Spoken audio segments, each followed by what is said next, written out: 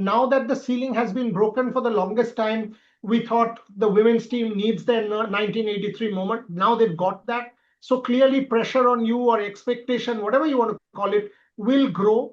You and the team. How are you kind of dealing with that? Because you have the World Cup in England, you have plenty of important tournaments coming up. How are you dealing with this transition from being okay, they can do it, to they have done it, now they need to do it consistently? Look, that's what sport brings you. Yeah, it brings a lot of expectations, and I've dealt with that as a player. And to be consistent, you have to stay passionate for the game. And one thing I can vouch for this Indian women's cricket team is that they're really passionate for the game to rise and grow in India and as well as worldwide. So I think they know that they are expected to do certain things, and they're ready to do it. And I'm glad that I'm seeing that firsthand, that they're ready to do the hard yards, ready to put in those hours on the field, even post World Cup. Obviously, before the World Cup, there was a hard toil, but even after the World Cup, they know that the expectations are huge, and they're ready to meet that. How does Amol Mazumdar prepare for a World Cup? I know you've added the South Africa series. You will play in England on the 28th of May, 30th of May, and then the Taunton game, I think, on the 3rd, and then you've got a bit of a gap before you go into that Birmingham game on 14th. So how does Amol Mazumdar prepare for a massive World Cup with so much eyeballs this time around?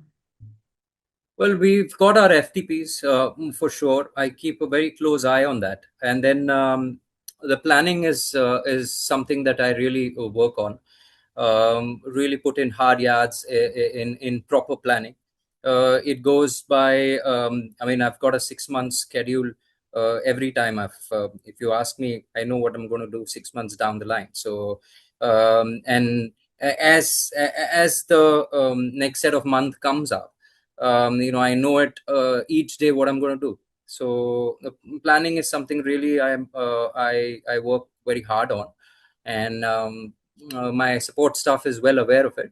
Of course, there is a South Africa series. We're looking forward for that. A terrific series. We have got few games in Durban and a couple of games in Johannesburg. And a 5 match series followed by the England series. So, and also we know exactly what we are going to do in the camp. So 6 months. It's a tough group in the World Cup. I mean, when I see that group, it is a tough group with Australia, South Africa, Pakistan, Bangladesh, Netherlands, yes. But when I see it, Australia, South Africa, it will be challenging. And English conditions, June, both of us, we know the country well. Now, yes, summer has changed. It's early summer, but it'll still kind of ball might just do a little bit. Your thoughts, early summer in England, June conditions? We were there last year, June and July. We had a terrific T20 series and even fantastic ODI series there. We won both the series in England last year, and we'll take a lot of confidence from that. I know each summer is different, but what we got last summer, if it's repeated this summer, then it was a very hard summer last year. It, you know it, it wasn't the English summer what we call it or what we know, but I know for a fact that we are playing in different grounds. We are playing up north as well in Lancashire a few games. So every day is different in England, and we will prepare accordingly for that. I know we are in a tough group, but at the same time, that's what ICC tournaments bring to the table.